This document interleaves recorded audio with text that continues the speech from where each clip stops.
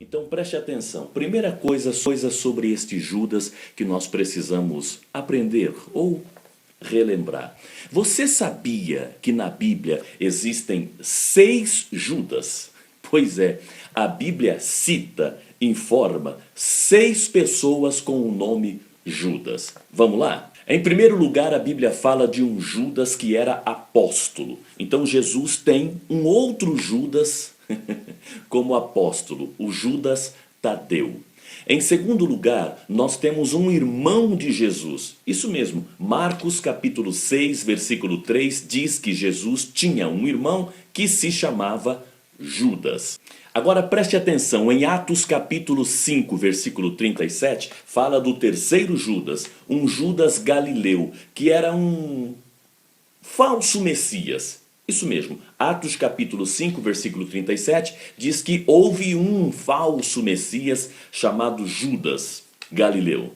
Em Atos dos Apóstolos, capítulo 9, versículo 11, aparece o quarto Judas. Paulo, o apóstolo, tinha um amigo que se chamava Judas. Em Atos capítulo 15, versículo 22, diz que um membro do Conselho de Jerusalém também se chamava Judas. Então nós temos, Judas Tadeu, um apóstolo, Judas, irmão de Jesus, Judas Galileu, um falso Messias, nós temos um amigo do apóstolo Paulo, que se chamava Judas, e nós temos um membro do conselho em Jerusalém, que se chamava Judas também. 5 Judas, além do Judas Iscariotes, que foi o apóstolo traidor. 6 pessoas na Bíblia com o nome Judas.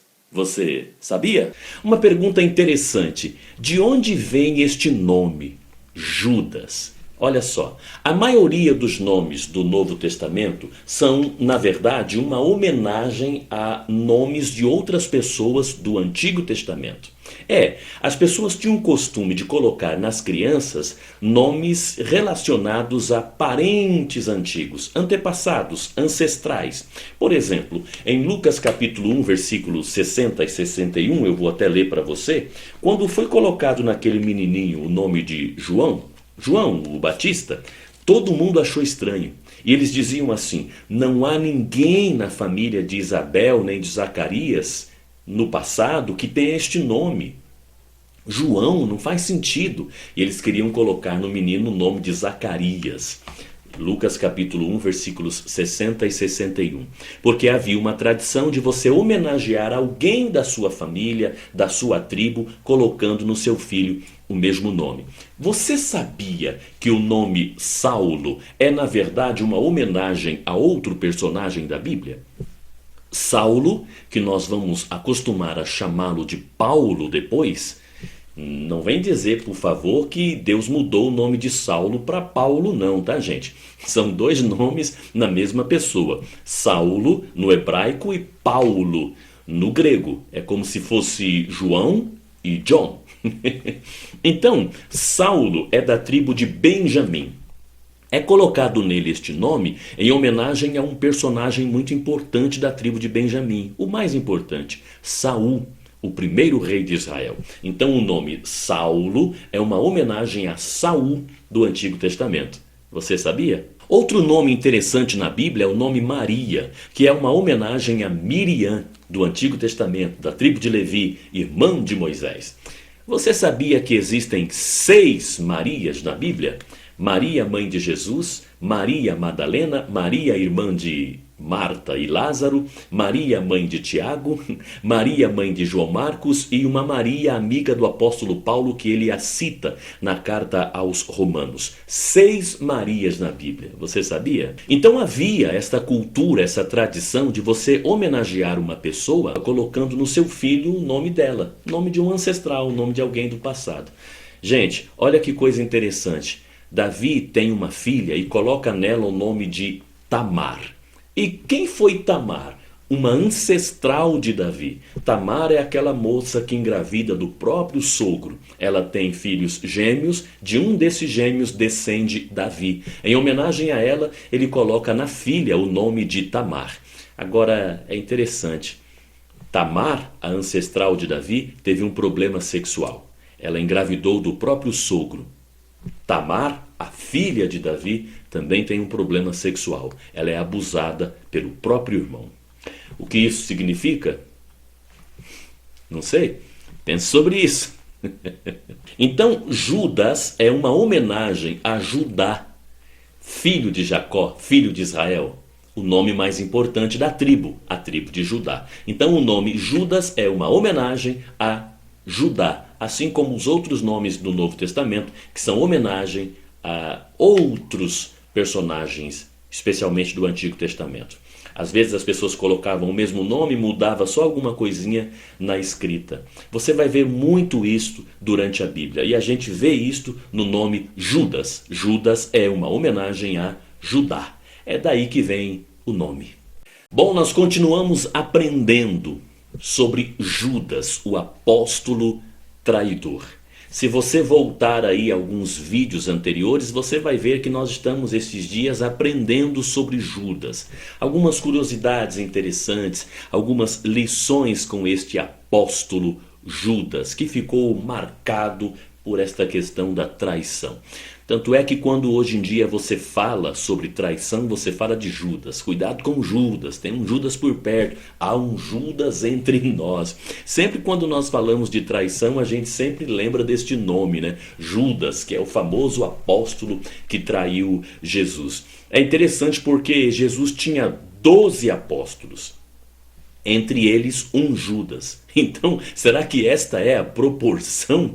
A cada 12 amigos, a cada 12 amigas,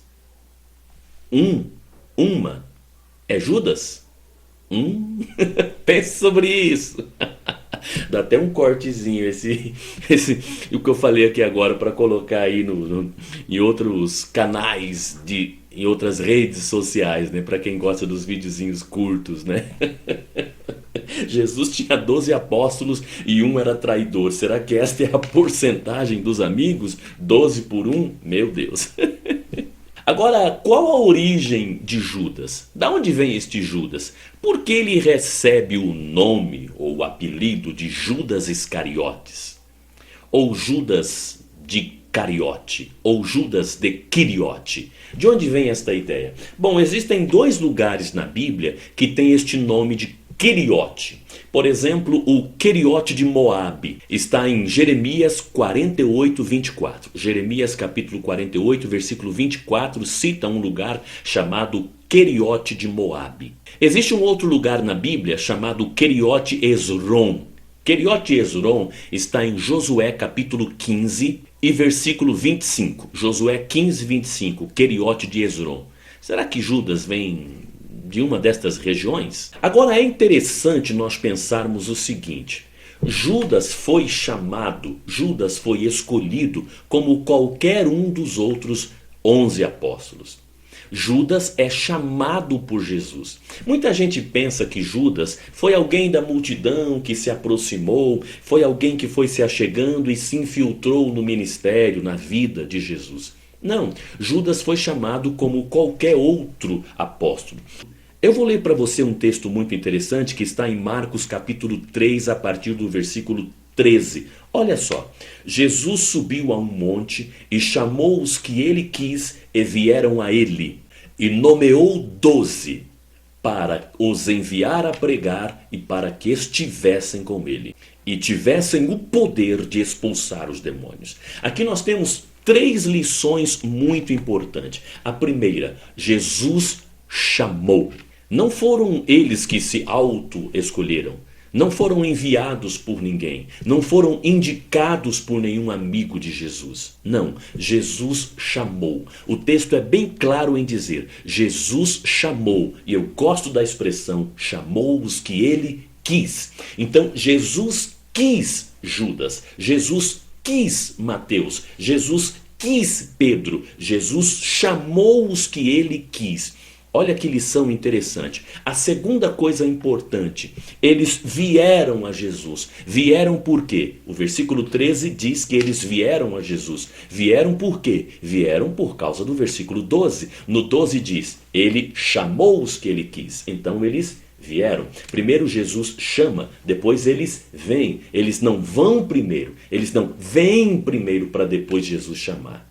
Olha que interessante, Jesus chama e então eles vêm. Aí Jesus os nomeia. Está escrito assim, Jesus os nomeou. Nomear significa chamar pelo nome ou dar nome.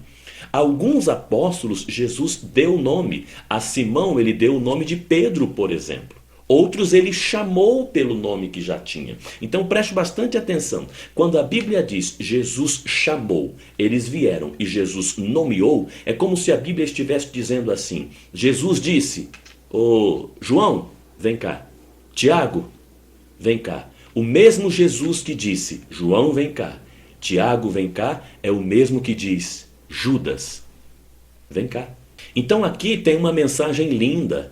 3 coisas interessantes. Jesus chamou os que ele quis, eles vieram. E Jesus os nomeou. Olha que interessante. Olha uma mensagem para a tua vida. Jesus chamou você. Jesus olhou para você.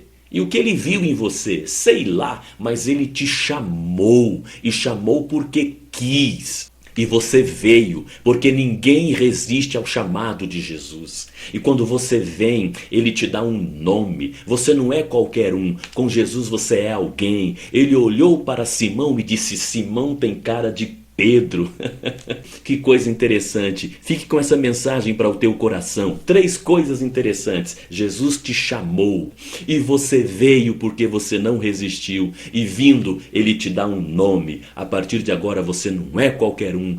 Portanto, o mesmo Jesus que chamou Pedro, Tiago e João, chamou Judas, porque ele quis. E é interessante a gente refletir também que Jesus chama os seus apóstolos, os nomeia, os escolhe para andar com ele, após um ato muito interessante. Em Lucas capítulo 6, a partir do versículo 12, Lucas capítulo 6, versículos 12 e 13. Olha que informação interessante. Naqueles dias, Jesus subiu a um monte a fim de orar. Passou a noite em oração e quando já era dia, chamou para si seus discípulos, escolheu 12 entre eles, a quem deu o nome de apóstolos. Aí vai a lista dos seus 12 apóstolos. Que coisa interessante, Jesus escolhe as pessoas que vão andar com ele após uma noite inteira de oração. Eu vou repetir, Jesus escolhe as pessoas que vão andar com ele após uma noite inteira de oração. Que lição extraordinária! Após uma noite de oração é que Jesus vai selecionar os seus melhores amigos, as pessoas que vão andar com ele. Isso é uma lição fantástica para a gente. Será que se a gente orasse um pouquinho mais antes de escolher as pessoas que vão estar perto de nós, antes de colocar certas pessoas em nossa casa, se nós perguntássemos a Deus, será que não seria melhor? Pense sobre isso. É interessante pensar sobre isso porque Jesus tinha o costume de orar antes de fazer as coisas. Isso aqui eu acho fantástico no ministério e na vida de Jesus. Ele costumava orar antes. Não depois que a coisa ficava feia, não. Ele orava antes. Eu anotei aqui alguns exemplos para você. Em Lucas capítulo 6, versículos 12 e 13... Jesus ora antes de escolher os seus apóstolos. Em Mateus capítulo 4, versículos 1 e 2, Jesus ora antes de ser tentado. Em Lucas capítulo 3, versículos 21 e 22, Jesus ora antes do Espírito Santo descer sobre ele no batismo. Marcos capítulo 1, versículos 35 a 39, Jesus ora antes de sair para pregar. Em João capítulo 6, versículo 11, Jesus ora antes de partir o pão para alimentar os 5.000 homens. Em Lucas capítulo 9, versículos 28 e 29, Jesus ora antes da transfiguração. Em João capítulo 11, versículo 41, Jesus ora antes de ressuscitar Lázaro. Em Mateus capítulo 26, versículo 36, Jesus ora antes de ser preso. Em Lucas capítulo 23, versículo 34, Jesus ora antes de ser pregado na cruz. E em Lucas capítulo 5, versículo 16, diz que Jesus gostava de orar sozinho antes de se reunir com as pessoas. Então Jesus tinha essa característica, ele não só orava, mas ele orava antes das coisas acontecerem, antes de tomar decisão, antes de fazer alguma coisa. Agora é interessante pensar uma coisa. Você já observou que não há um texto, não há um momento no ministério de Jesus em que ele para dizer aos seus discípulos: é assim que deve orar, é assim que nós vamos orar. Não, Jesus não gastou tempo ensinando seus discípulos a orarem. Os discípulos é que pediram para Jesus ensiná-los a orar. Mestre, ensina-nos a orar. Por quê? Porque Jesus orava antes de realizar qualquer coisa. Jesus orava antes de tomar qualquer decisão. Quando a coisa ficava difícil, Jesus orava. De tanto Jesus orar, os discípulos, os apóstolos começaram a olhar isso, ver isso e dizer: peraí, esse negócio que ele faz dá certo. Esse negócio de oração dá certo. Então um dia eles se reúnem e dizem: mestre, ensina-nos a orar. É aí que Jesus vai gastar um tempinho falando sobre a oração. Ou seja, Jesus não gastava tempo ensinando ninguém a orar. Ele simplesmente orava. As pessoas viram e pediram para que ele ensinasse isso. Pegou? Não é o que eu falo, é o que eu faço. Pense sobre isso.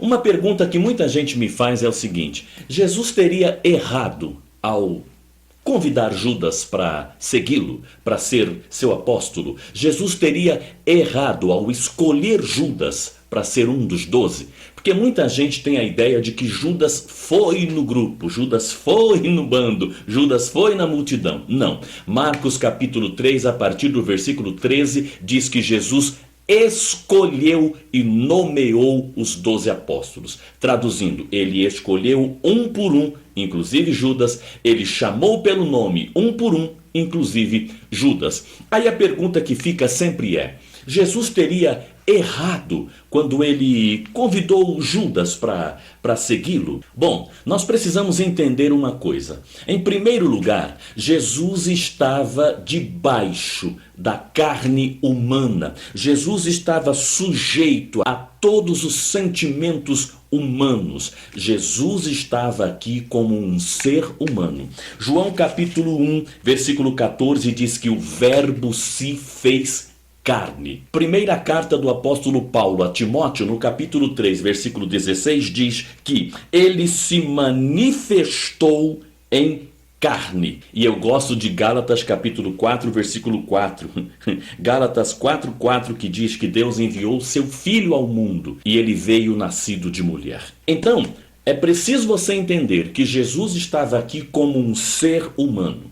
Em segundo lugar, é preciso você entender também que Jesus não tinha o direito de usar da divindade estando aqui. Jesus não operou milagres como Deus. Jesus não realizou coisas porque ele era o Filho de Deus. Não, senão não seria válida sua morte na cruz por nós. Afinal de contas, um ser humano tinha que pagar pelos outros. Então, Jesus aqui agiu como um homem normal. Tudo que Jesus realizou, preste atenção nisso, tudo que Jesus realizou aqui, qualquer outro ser humano, sem pecado e totalmente obediente a Deus, realizaria. Tudo que Jesus realizou aqui, qualquer outro ser humano, sem pecado, existe? Aí você fica com essa reflexão. Veja bem, alguns milagres de Jesus, por exemplo, outras pessoas em outros tempos também realizaram algo semelhante. Eu vou dar nota para você. Por exemplo, em Gênesis capítulo 1, versículos 26, 27 e 28, Deus disse a Adão que ele deveria dominar sobre o mar, dominar sobre os peixes. Então, depois Jesus vem e anda sobre o mar. Olha que interessante. Moisés abriu o mar, Josué abriu o Jordão, Jesus atravessou sobre o mar. Jesus não é o único a ressuscitar mortos na Bíblia. Profetas do Antigo Testamento também realizaram. Então, um ser humano em total obediência a Deus e vivendo em santidade realizaria coisas semelhantes. O próprio Jesus disse em João capítulo 14, cadê o versículo? É o versículo 12. Ele disse que aquele que crer nele realizará obras até maiores ainda. Agora, preste atenção numa coisa para a sua reflexão. Se Josué que é um personagem que vai viver depois do pecado, obviamente, depois da queda do ser humano. Se Josué pôde parar o sol, se Moisés pôde abrir o mar, o que Adão, antes do pecado, faria? Pense sobre isso. Então, minha gente, Jesus estava sujeito a todos os desafios humanos, todos os desafios emocionais. Então Jesus sentia raiva, medo, Jesus chorou, são coisas que a Bíblia diz. Jesus ficou bravo no templo, Jesus teve medo no Getsêmani, Jesus sentiu fome, por isso procurou uma figueira, e Jesus chorou na sepultura de seu melhor amigo. Jesus também estava sujeito aos desafios físicos, que é sentir dor, sentir fome, sentir sede. Tudo isso está registrado na Bíblia. Tenho sede, teve fome e foi buscar um fruto. Então, entre os desafios que Jesus enfrentou como um ser humano, ele enfrentou também o desafio de escolher amigos para andarem com ele. E neste grupo de 12, entre os melhores amigos, veio um Judas. Então Jesus teria cometido um erro, não confunda erro com pecado, pelo amor de Deus. Jesus teria cometido um erro de cálculo? Escolheu um amigo que depois ia aprontar com ele? Pense sobre isso. As contribuições ou a contribuição de Judas no ministério de Jesus. Judas era o quê? Fazia o quê? Que função Judas tinha? No ministério de Jesus, Judas só atrapalhou? Vamos pensar sobre isso. Olha, em João capítulo 12, versículo 1 até o versículo 6, diz que Judas tinha a bolsa. Então ele era o tesoureiro, uma espécie de tesoureiro do ministério de Jesus. No versículo 6, diz que Judas tinha a bolsa, ele cuidava das finanças no ministério de Jesus. Obviamente que Jesus precisava de finanças para suas viagens, para custear seu ministério. Então Judas foi uma espécie de tesoureiro no ministério de Jesus. Em João capítulo 13 e o versículo 29, diz que Judas guardava a bolsa. Agora, preste atenção numa coisa. Em João capítulo 12, eu gosto dessa passagem, fiz algumas anotações aqui. Veja bem, em João capítulo 12, diz que uma mulher unge a Jesus. E esta mulher, ao ungir Jesus, Judas questiona, no versículo 5 do capítulo 12 de João, Judas questiona que aquele perfume poderia ter sido vendido por uma quantia enorme de dinheiro e ser distribuído aos pobres. Aí se questiona assim, aí se diz assim: Judas fez isso porque Judas roubava, Judas era ladrão, ele estava interessado em vender o perfume para ficar, pelo menos com parte do dinheiro. Judas era ladrão. Agora preste atenção numa coisa, João diz que Judas questionou. Agora, Marcos capítulo 14, a partir do versículo 4, que conta a mesma história, Marcos 14, a partir do versículo 4, diz que alguns dos presentes questionaram. Mateus capítulo 26, a partir do versículo 8, que também conta a mesma história, diz que os discípulos questionaram. Então preste atenção. Um texto diz que os discípulos questionaram, outro texto diz que alguns dos que estavam ali questionaram, e João diz que Judas questionou. Está errado algum lugar? Qual a diferença? Não tem erro. Juntando todos os textos, você entende. Várias pessoas no ministério de Jesus questionavam as coisas. Pedro questionava, Tomé questionava, Filipe questionava. Mas tem um detalhe, todas as pessoas questionavam alguma coisa, todas as pessoas tinham direito de criticar alguma coisa. Mas, preste atenção, os apóstolos questionavam algumas atitudes de Jesus, mas só Judas roubava. Pense sobre isso. Ou seja, Judas sempre deixou suspeitas. Judas teve um comportamento que levantou suspeitas. Quando você lê a história de Judas, você vai observando que ele tinha algumas atitudes que eram suspeitas. Então, em resumo, minha gente, por mais que a pessoa possa contribuir com a sua vida, por mais que a pessoa possa te ajudar, não significa que ela não tenha algum interesse por trás. Eu queria conversar com você um pouquinho sobre a vida dupla de Judas.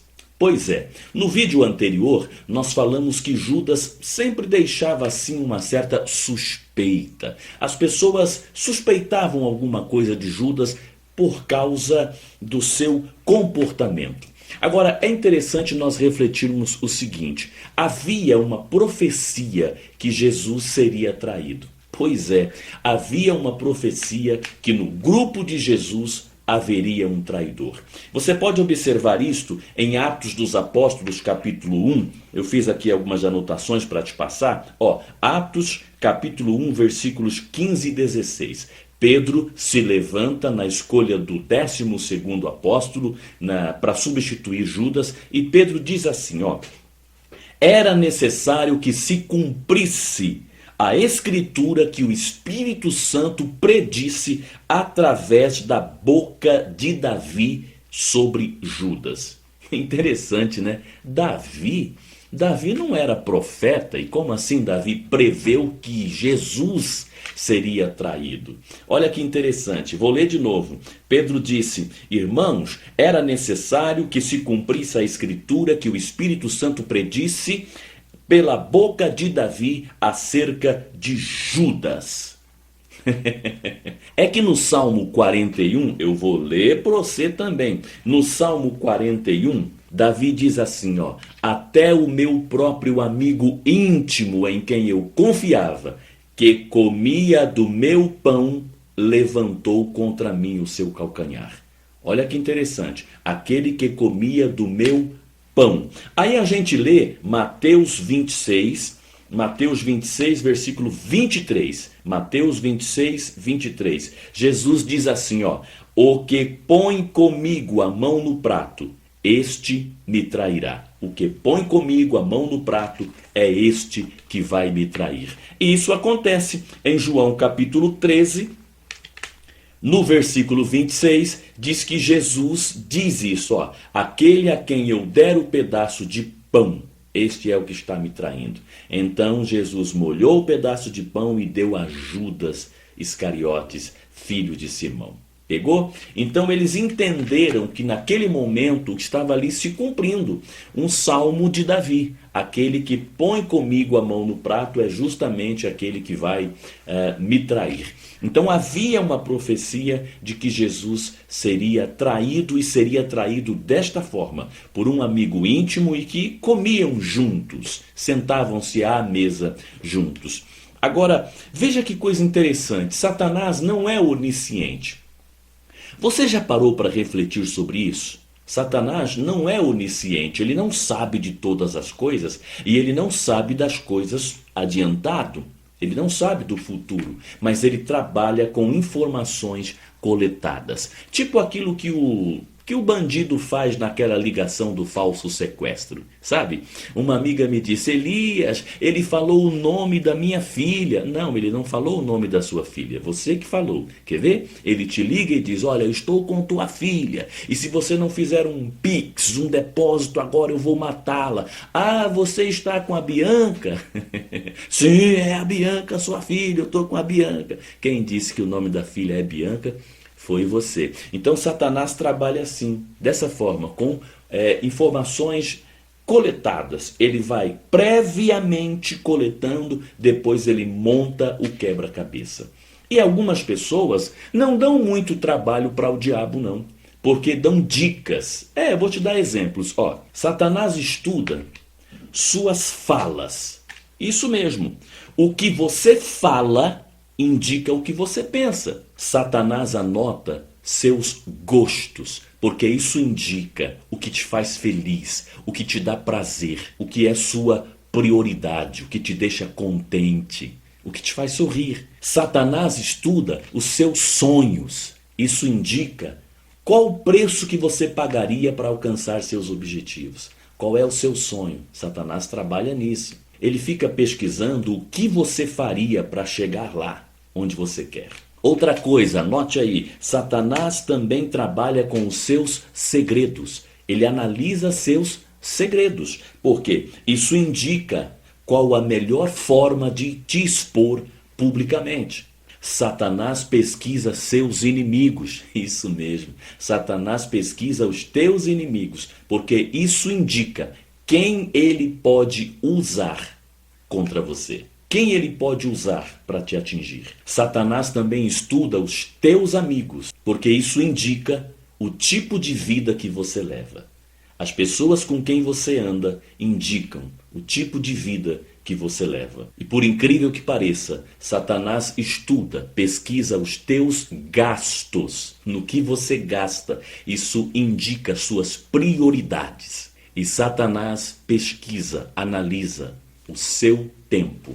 Como você gasta o seu tempo, isso mostra o que você realmente ama. Com o que você gasta mais tempo, indica o que você ama. Então, olha, eu anotei para você como Satanás vai nos tentar, como Satanás vai me tentar, como Satanás vai tentar você, estudando as suas falas, os seus gostos, os seus sonhos, os seus segredos, os seus inimigos, os seus amigos, os seus gastos e o seu tempo. E isso não precisa adivinhar, isso não precisa entrar na sua mente, isso você fala com a sua boca. Eu já me fiz esta pergunta: por que Judas? Porque dos 12 apóstolos, logo Judas vai ser o traidor. A Bíblia diz que Satanás entrou em Judas. Eu sempre fico me perguntando, mas por que em Judas? Não poderia ser outro? Não poderia ser Pedro, por exemplo? Você já parou para pensar que Satanás tinha Pedro como um alvo? Sim, se você analisar, você vai perceber que Pedro era o alvo de Satanás para aprontar, trair Jesus. Satanás tinha Pedro como alvo. Eu vou lhe mostrar isso lendo Lucas capítulo 22, a partir do versículo 31.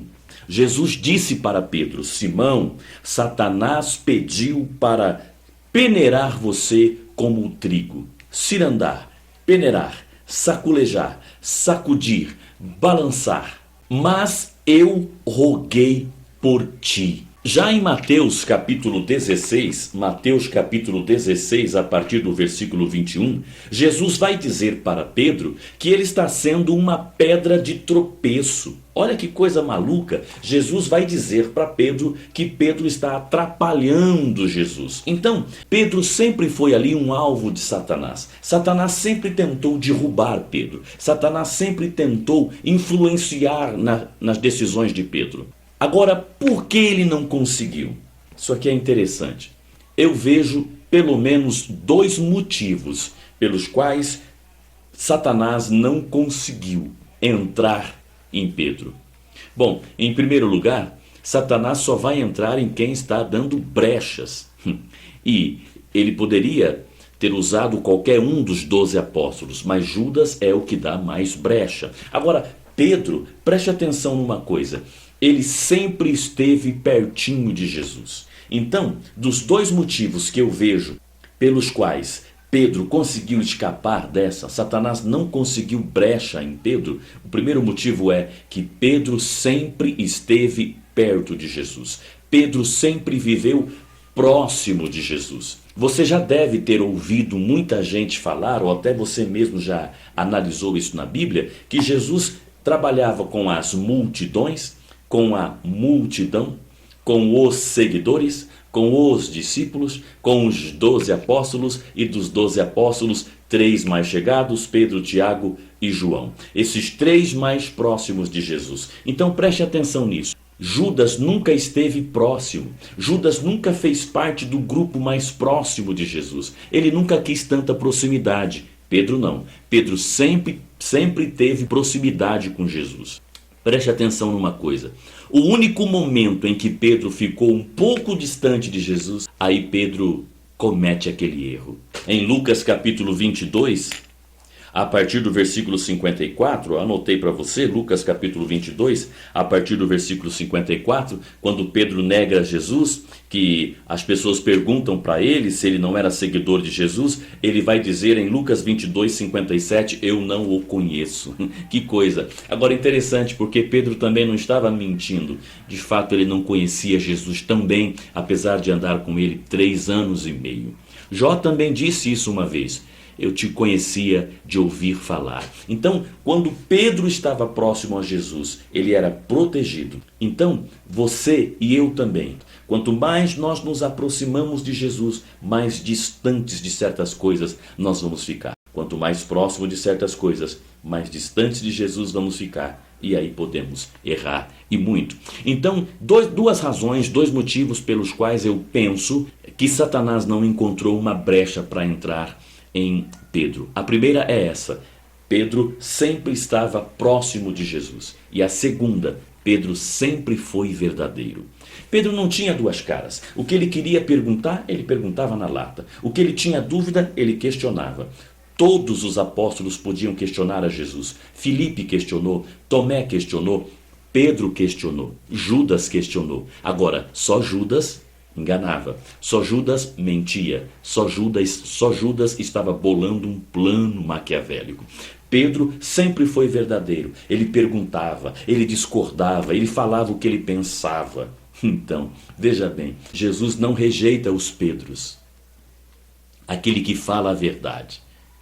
Sabe, às vezes é melhor você ser um amigo que pergunta, que questiona, que fala, do que ser um amigo que concorda com tudo, mas por trás está aprontando. Você já observou que Jesus sempre tinha uma suspeita sobre Judas e os outros apóstolos também? Eu vou ler um texto para você. João capítulo 6, versículo 64 a seguir. O texto diz assim, olha só que interessante. Alguns de vós não creem, disse Jesus, pois Jesus sabia desde o princípio quais os que criam e quem o trairia. Então Jesus sempre soube que Judas não estava legal. Judas em algum momento se perdeu pelo caminho. Mas por que Jesus não expôs isso? 2 razões. Jesus trabalhava em Judas, assim como ele trabalha em você, assim como ele trabalha em mim. E segunda razão, ninguém pode acusar o outro sem provas. Ninguém pode simplesmente acusar o outro por um sentimento. Eu sinto que está aprontando. Eu sinto que está fazendo algo errado. Não, Deus não é assim. Jesus não era assim.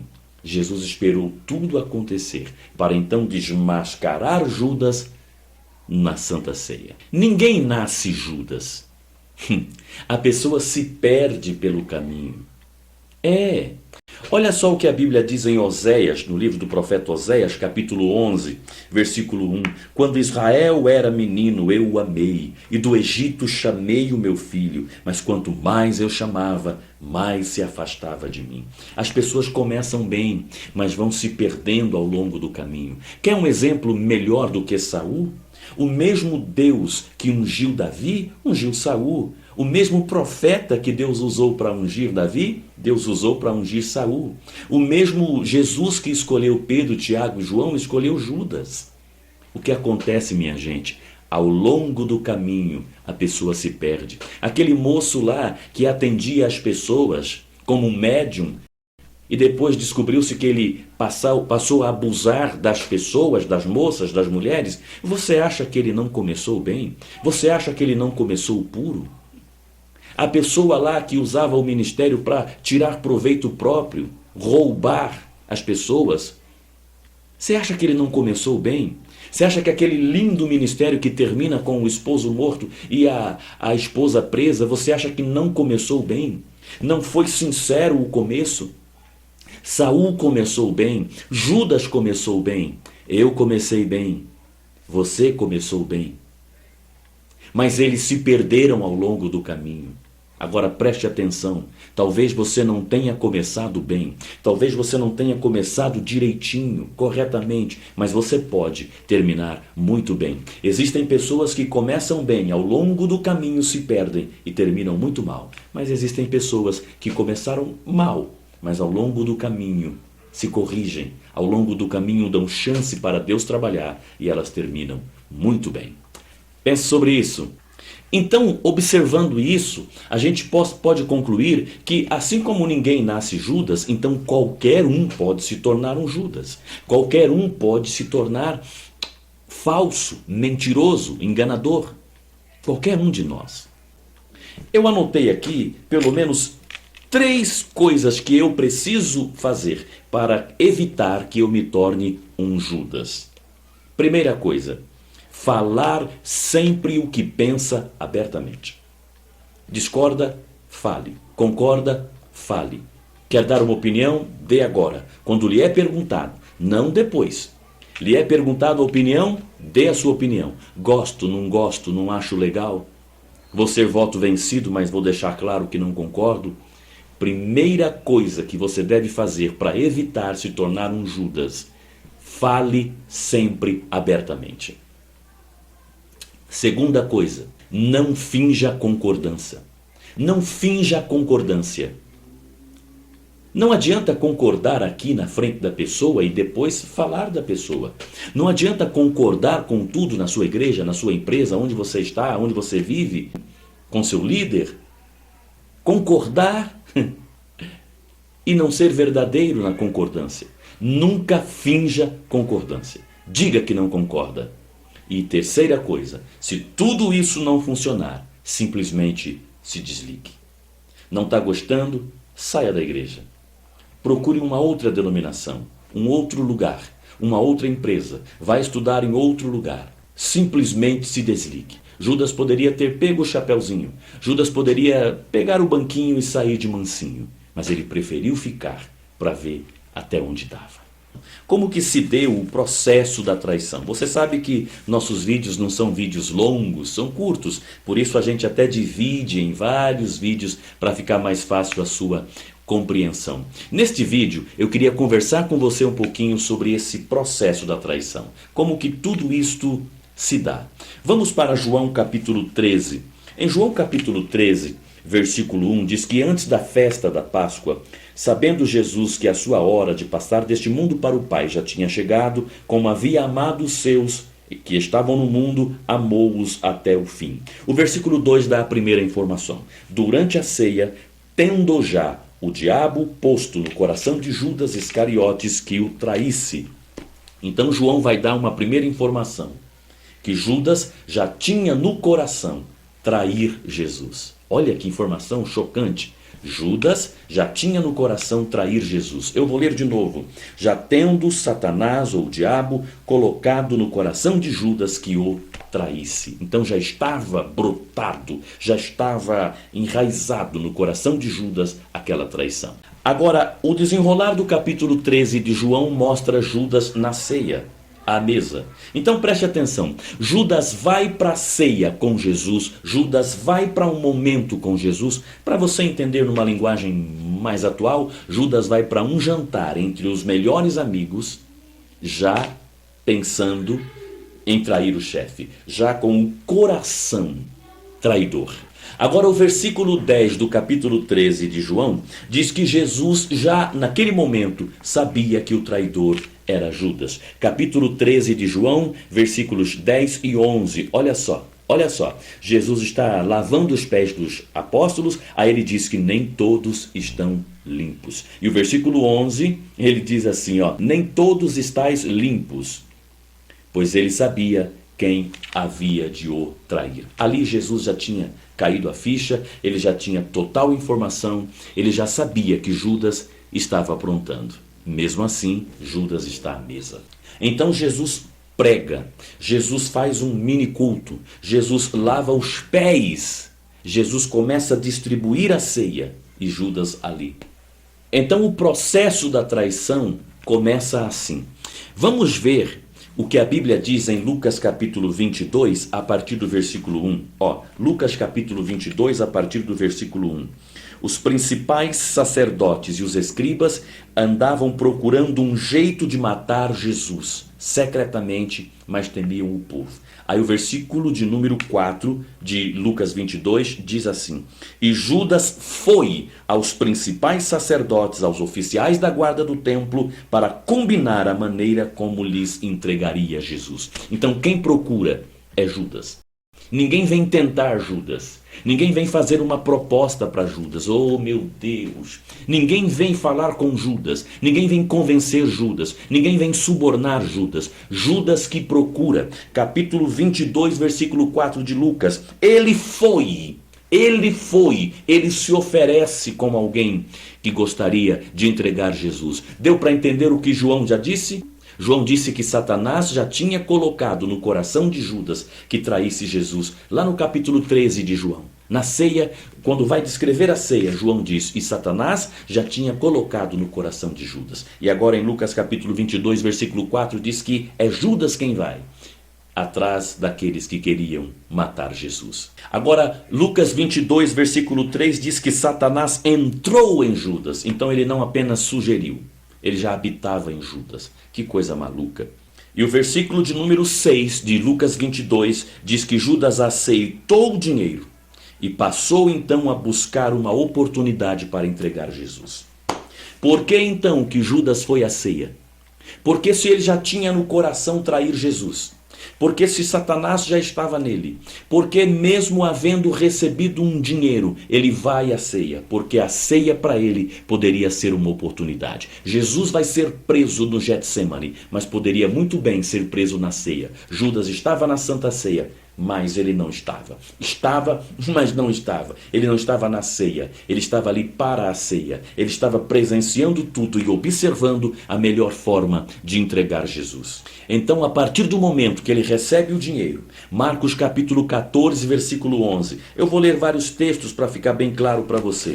Marcos capítulo 14, versículo 11, diz o seguinte, olha só. Eles ouvindo isso se alegraram e lhe prometeram dinheiro.